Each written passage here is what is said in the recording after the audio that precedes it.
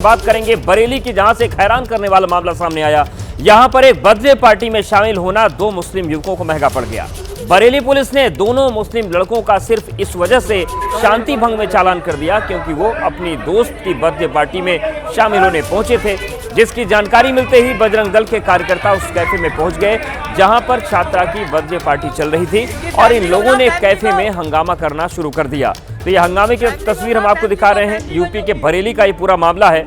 हंगामे की जानकारी मिलने के बाद पुलिस भी मौके पर पहुंच गई। आरोप है कि पुलिस ने हंगामा करने वाले बजरंग दल के कार्यकर्ताओं को कुछ नहीं कहा, बल्कि उल्टा बर्थडे पार्टी में शामिल दोनों मुस्लिम लड़के और कैफे के कर्मचारी पर शांति भंग करने का आरोप लगाकर उनका चालान काट दिया। वीडियो वायरल होने के बाद जब पुलिस की कार्रवाई पर सवाल खड़े हुए, तब पुलिस अब खुद ये मान रही है कि जांच में उसे कुछ भी आपत्तिजनक नहीं मिला था। तो ये हालात हैं, बरेली से सामने आई है और पुलिस की जो मनमानी है, कार्रवाई है, वो सीधे तौर पर सवालों के घेरे में है। 112 फैमिली को बुलाना अपनी वाले आ चुके हैं। 112 वाले एंट्री कर रहे हैं।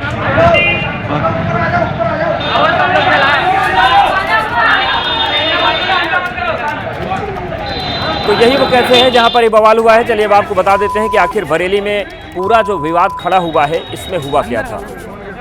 मामला पूरा यह है कि हिंदू लड़की का जन्मदिन था। कैफे में लड़की ने पार्टी दी और पार्टी में 10 दोस्त शामिल थे, जिनमें 2 मुस्लिम लड़के भी थे।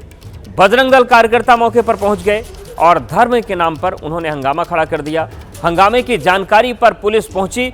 बजरंग दल कार्यकर्ताओं ने दबाव में कार्रवाई का आरोप है। ये आरोप लगा है कि बजरंग दल के जो कार्यकर्ता हैं, उनके दबाव में पुलिस ने कार्रवाई की। कैफे कर्मचारी और मुस्लिम युवकों का शांति भंग में चालान काट दिया गया और अब पुलिस खुद मान रही है कि वहां पर ऐसा कुछ भी बवाल वाला मामला नहीं था। तो ये जो पूरी तस्वीर बनी है, अब बरेली पुलिस सवालों के घेरे में आ गई है क्योंकि बर्थडे पार्टी चल रही थी, 10 दोस्त बुलाए गए थे। प्रेमनगर स्थित कैफे में जन्मदिन पार्टी होने की सूचना मिली और पुलिस पहुंची। ये जो पुलिस का वर्जन है वो हम आपको बता रहे हैं। तो बरेली पुलिस कह रही है कि सूचना मिली थी कि जन्मदिन की पार्टी चल रही है, उस सूचना पर हम वहां पर पहुंचे, कोई आपत्तिजनक या गैर कानूनी गतिविधि नहीं पाई गई। पुलिस ये कह रही है कि गैर कानूनी गतिविधि वहां पर कोई भी नहीं हो रही थी। शांति व्यवस्था बनाए रखने हेतु व्यक्तियों के खिलाफ धारा 170/126/135 BNSS के तहत कार्रवाई की गई। अब सवाल ये उठता है कि जब वहां पर कोई शांति भंग वाली व्यवस्था थी ही नहीं, वहां पर कोई भी ऐसी गतिविधि नहीं हो रही थी जो गैर कानूनी है, तो फिर आखिर किस तरीके से ये चालानी कार्रवाई कर दी गई, ये एक बड़ा सवाल है। और हमारे साथ हमारे सहयोगी नीतीश जुड़ रहे हैं। नीतीश, ये जो बरेली में पूरा घटनाक्रम सामने आया और 2 युवकों को शांति भंग की धारा में चालान काटा गया, दूसरी तरफ बरेली पुलिस ये भी कह रही है कि ऐसी कोई गतिविधि वहां थी ही नहीं जो गैर कानूनी हो, तो फिर ये हुआ क्या है?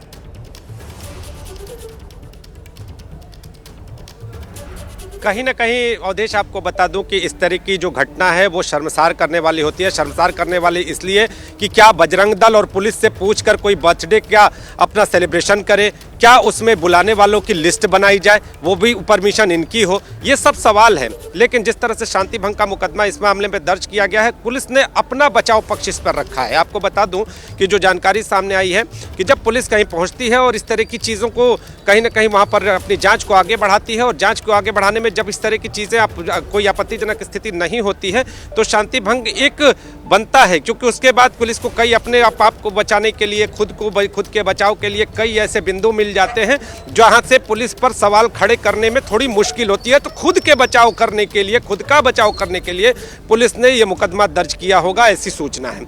दूसरी बात, बजरंग दल की बात अगर करें तो पहले बजरंग दल को ये सूचना मिलती है कि वहां पर बर्थडे पार्टी मनाई जा रही है और उसमें मुस्लिम युवकों को वहां पर शामिल किया गया है, उनकी मौजूदगी है। इसके बाद वो पहुंचते हैं और लड़की के माता पिता को बुलाकर उनको सुपुर्द कर देते हैं। इस सूचना के बाद भी जब पुलिस वहां पर पहुंचती है तो पुलिस के पहुंचने के बाद वहां कोई भी ऐसी चीज़ नहीं मिलती जो कि आपत्तिजनक होती है। तो ऐसे में सवाल ये उठता है कि आखिर जो शांति भंग का मुकदमा है वो किस पर होना चाहिए, क्या कोई अगर बर्थडे पार्टी बना रहा है, अगर उसमें किसी और को बुला रहा है, तो क्या उसमें बजरंग दल को आपत्ति होनी चाहिए? बिल्कुल, ये एक अहम सवाल है नीतीश, नहीं मिली तो क्या किसी को जन्मदिन की पार्टी देनी है तो वो बरेली पुलिस से लिस्ट साइन करवाए या फिर बजरंग दल वालों से पूछे? ये एक बड़ा सवाल है। बहुत शुक्रिया आपको हमारे साथ जुड़ने के लिए। उन्नाव रेप कांड की पीड़िता आज जंतर मंतर पर धरने पर बैठने वाली है, जिसके लिए वो जंतर मंतर पहुंच गई हैं। कुलदीप सेंगर को जमानत के विरोध में प्रदर्शन हो रहा है। दिल्ली के जंतर मंतर पर पीड़िता विरोध प्रदर्शन करेगी। जंतर मंतर पर सेंगर को जमानत के विरोध में धरना किया जाएगा। एबीपी न्यूज पर पीड़िता का बयान सामने आया है। पीड़िता ने कहा है कि मुझे सुप्रीम कोर्ट पर पूरा भरोसा है, अदालत में हर जज एक जैसे नहीं होते हैं। तो जिस तरीके से कुलदीप सेंगर को हाईकोर्ट से जमानत मिली थी, हालांकि वो जमानत सशर्त है, लेकिन सवाल उस पर उठ रहे हैं और उन्नाव रेप कांड की जो पीड़िता है आज वो जंतर मंतर पर धरने पर बैठने वाली हैं। और इस पूरे मामले पर हमारे सहयोगी उज्जवल जुड़ गए हैं। उज्जवल, जिस तरीके से सेंगर को जमानत मिली, मामला सुप्रीम कोर्ट पहुंचा है, क्या पीड़िता अब धरना स्थल पर पहुंच गई हैं? उनको अनुमति है धरना करने की? आप बिल्कुल, अब देखिए इस वक्त हमारी मौजूदगी जंतर मंतर पर ही है और आप यहाँ देख सकते हैं उन्नाव रेप पीड़िता जो है वो खुद यहाँ पर आ चुकी हैं। उनके साथ काफ़ी समर्थन में यहाँ पर जो है महिलाएं इकट्ठे हुई है और पीड़िता के साथ पीड़िता की माँ भी यहाँ पर आई है। और आप देख सकते हैं पीड़िता ने खुद जो है वो प्ले कार्ड हाथ में ले रखा है, कुलदीप सिंह सेंगर को फांसी दो, फांसी की मांग कर रहे हैं। और आप देखिए कि यहाँ पर आते हैं लोग, क्या कहेंगे आप ये बताइए, आप पीड़िता के समर्थन में आए, क्या कुछ कहेंगे? मेरा नाम अंजलि है। हम लोग दिल्ली विश्वविद्यालय से आए हैं और हम लोग एक ही मांग करने आए हैं कि किस तरह से 8 साल से ज्यादा हो गए हैं न्याय की गुहार करते हुए एक महिला आज दिल्ली की सड़कों पर लगातार धरना दे रही हैं और जिस बर्बरतापूर्ण तरीके से दिल्ली पुलिस उनको उठा दे रही है, धक्का मार रही है, डिटेन कर रही है, ये बहुत शर्मजनक है। हम जानते हैं भारतीय जनता पार्टी आज जिस तरह से रेपिस्ट के संरक्षण की पार्टी बन के रह गई है, बृजभूषण शरण सिंह से लेकर प्रज्वल रवन्ना से लेकर चिन्मयानंद से लेकर कुलदीप सिंह सेंगर, ये सारे एग्जाम्पल्स हमारे सामने हैं। देश की महिलाएं, देश के स्टूडेंट्स लगातार अनकंडीशनल सॉलिडारिटी में उन्नाव रेप केस के सर्वाइवर के साथ खड़ी हैं और हम लोग 1 इंच नहीं हटेंगे जब तक न्याय नहीं मिलता। खुद पीड़िता ने कहा था कि अगर उनको न्याय नहीं मिलेगा तो वो जंतर मंतर पर बैठेंगे और अभी भी वो जो है वो जा रही हैं, यहाँ पहुंच चुके जंतर मंतर पर। आगे बढ़ने दिया जा रहा है आप लोगों को? आगे तो बढ़ने दिया जाएगा, बिल्कुल बढ़ने दिया जाएगा। इस देश में अभी भी मनुस्मृति का नहीं संविधान का चलता है कानून और अभी भी लगातार अगर नहीं बैठने दिया जाएगा, जहां तक हम जा पाएंगे हम वहीं पे बैठ जाएंगे। लगातार हम लोग एम्पलीफाई करने की भी गुहार करते हैं मीडिया से, जो लोग हमको सुन रहे हैं वो ज्यादा से ज्यादा संख्या में यहाँ पर पहुंचे और बिल्कुल। तो उज्जवल, आर पार की लड़ाई का ऐलान किया गया है, आप नजर बनाए रखिएगा। फिलहाल बहुत शुक्रिया आपका हमारे साथ जुड़ने के लिए। हरियाणा के नूह में उस वक्त हल्ला मच गया जब कुछ चोर ज्वेलर्स की दुकान में करोड़ों का सामान लेकर फरार हो गए। ये चोर हाथों में डंडे लिए थे। पूरा मामला पिनगवा कस्बे के मुख्य बाजार में स्थित मेसर्स हरिओम ज्वेलर्स का है। रात के अंधेरे में एक एक करके 5 चोर दुकान में घुसे। इसके बाद ज्वेलर्स की दुकान का शटर तोड़ा और वहां से करोड़ों रुपए के सोने चांदी के जेवरात लेकर फरार हो गए। इस घटना का एक सीसीटीवी वीडियो भी सामने आया है जिसमें ये चोर सामान लेकर भागते हुए नजर आए। इन्होंने ये सामान अपने सिर पर रखा हुआ था। इस घटना के सामने आने के बाद इलाके में हड़कंप मच गया। उस दुकान के बाहर लोगों की भीड़ जमा हो गई। वहां मौजूद लोगों ने जल्द से जल्द आरोपियों की गिरफ्तारी की मांग की, जिसके बाद पुलिस ने तुरंत डॉग स्क्वाड और फिंगरप्रिंट विशेषज्ञों की टीम बुलाई। दुकान के बाहर तंग गली में भारी भीड़ जुट गई। पुलिस मामले की जांच में जुटी है और आसपास के सभी सीसीटीवी फुटेज खंगाले जा रहे हैं। तो पहली सीसीटीवी तस्वीर हम आपको दिखा रहे हैं और देखिए दूसरा, वहां पर जो व्यापारी हैं उनमें गुस्सा है और इस बात की अब मांग कर रहे हैं कि जल्द से जल्द ये वारदात जो है इसका खुलासा किया जाए। तो सीसीटीवी आप देखिए किस तरीके से जो चोर हैं उसमें कैद हुए हैं। दूसरी तरफ अब व्यापारी कार्रवाई की मांग कर रहे हैं। यूपी के बुलंदशहर में घने कोहरे की वजह से भीषण हादसा हो गया। यहां कम विजिबिलिटी होने के कारण एक कार सरकारी नल से टकरा गई। इसके बाद उस कार में आग लग गई। आग इतनी भीषण थी कि चंद सेकंड में ही कार आग का गोला बन गई। दिल दहला देने वाला हादसा डिवाई कोतवाली क्षेत्र के दियोराऊ कट पर हुआ। इस कार को सेना का एक जवान चला रहा था जिसने आग लगने के तुरंत बाद कार से कूदकर अपनी जान बचाई। वहीं इस हादसे में उन्हें मामूली चोट आई है। बताया जा रहा है कि कोहरे की वजह से कार सवार सेना के जवान को सरकारी नल नहीं दिखा, जिस वजह से तेज रफ्तार कार उससे टकरा गई।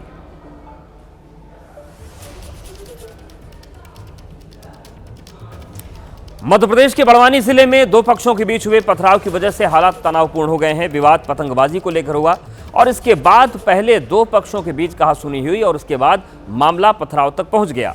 पूरा मामला राजपुर इलाके का है, जहां पर पतंगबाजी को लेकर दो पक्षों के बीच बीती रात जमकर बवाल हुआ। तस्वीरें बवाल के ठीक बाद की हैं, जहां पर मौके पर सैकड़ों लोग इकट्ठा दिख रहे हैं। वहीं पथराव की जानकारी मिलते ही एडिशनल एसपी मौके पर पहुंचे, जिन्होंने हालात को देखते हुए बड़ी संख्या में पुलिस बल को तैनात किया। पथराव के बाद फिलहाल इलाके में शांति दिख रही है। कुछ लोग इस पथराव में घायल हुए हैं, जिन्हें पुलिस ने अस्पताल में भर्ती कराया है।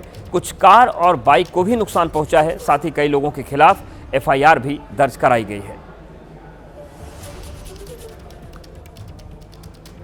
और अब बात करते हैं राजस्थान के कोटा की, जहां पर इंडस्ट्रियल लापरवाही की वजह से 3 मासूम बच्चे दलदल में फंस गए और इसकी वजह से पूरे इलाके में हड़कंप मच गया। तीनों मासूम करीब 2 घंटे तक दलदल के बीच फंसे रहे और स्थानीय लोगों ने किसी तरह से इनकी जान बचाई। वहीं बच्चों के रेस्क्यू की तस्वीर भी सामने आई है। तो ये कोटा की तस्वीर आप देखिए, इंडस्ट्रियल लापरवाही किस तरीके से 3 बच्चों को मुसीबत में डाल देती है। कोटा के रामगंज मंडी इलाके की ये तस्वीरें हैं, जहां पर अमरपुरा इंडस्ट्रियल इलाके में 3 बच्चे थे, उनकी जान आफत में फंस गई। दरअसल कोटा में स्टोन फैक्ट्रियों से निकलने वाली पॉलिश को खुले में डंप किया जाता है, जो अब खतरनाक दलदल में तब्दील हो चुका है। और इसी दलदल में शनिवार को खेलने के दौरान 3 मासूम फंस गए थे। बच्चे जितना निकलने की कोशिश कर रहे थे, उतना ही फंसते जा रहे थे। हालांकि वक्त पर लोगों की इनकी नज़र लोगों की पड़ गई और उसके बाद इनका रेस्क्यू कर इनको बड़ी और कड़ी मशक्कत के बाद बाहर निकाला गया।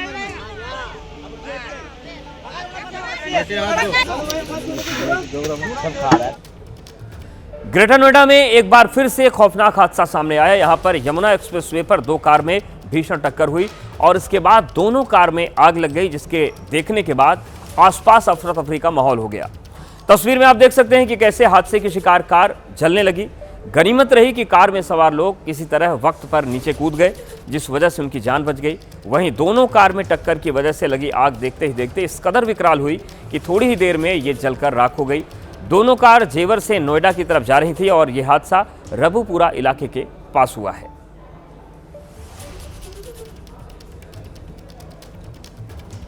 टीएमसी चुनाव से पहले राजनीतिक सरगर्मी अपने चरम पर है। इसी कड़ी में कांग्रेस ने प्रकाश आंबेडकर के नेतृत्व वाली वंचित बहुजन अखाड़ी के साथ अपने गठबंधन का ऐलान कर दिया है।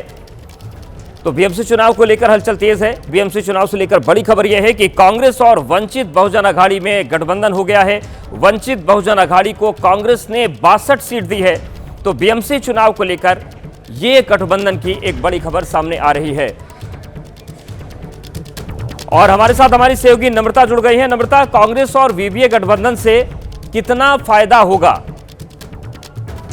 15 जनवरी को बीएमसी के चुनाव होने हैं। 227 सीटों पर ही पूरे मतदान होना है और ऐसे में 62 जो वार्ड हैं वो वंचित बहुजन आघाड़ी यानी जो प्रकाश अंबेडकर की पार्टी है उसको कांग्रेस ने दिया है। ये गठबंधन एक पहला गठबंधन जो है वो चुनाव में देखने मिल रहा है। कांग्रेस और वंचित बहुजन आघाड़ी दोनों साथ मिलकर बीएमसी चुनाव लड़ेंगे। 227 में से 62 जो है वो वंचित बहुजन आघाड़ी को दिया गया है। इससे काफी ज्यादा फायदा जो है वो कांग्रेस को भी होगा और वंचित को भी होगा, क्योंकि जिस तरह के उनके वोटर्स हैं, जो उनकी विचारधारा है, दोनों एक ही वोटरों की है। तो ऐसे में कटेंगे नहीं, दोनों के जो वोट है, जो वोटर्स है साथ में आएंगे और इसका फायदा जो है दोनों को होता हुआ दिखाई देगा। तो ये सबसे पहला गठबंधन, सबसे पहले सीट शेयरिंग की जो अनाउंसमेंट है वो बीएमसी चुनाव में देखने मिल रही है। कांग्रेस की तरफ से है, वंचित बहुजन आघाड़ी की तरफ से जो 165 सीट है जिस पर कांग्रेस लड़ेगी, उसमें से अगर कांग्रेस चाहे तो अपने साथ किसी और को भी ये जो सीट है वो दे सकती है। और फिलहाल 62 जो है वो वंचित को दिया गया है 165 में से। और बिल्कुल, और इसके जरिए वोटर्स को साधने की कोशिश की जा रही है।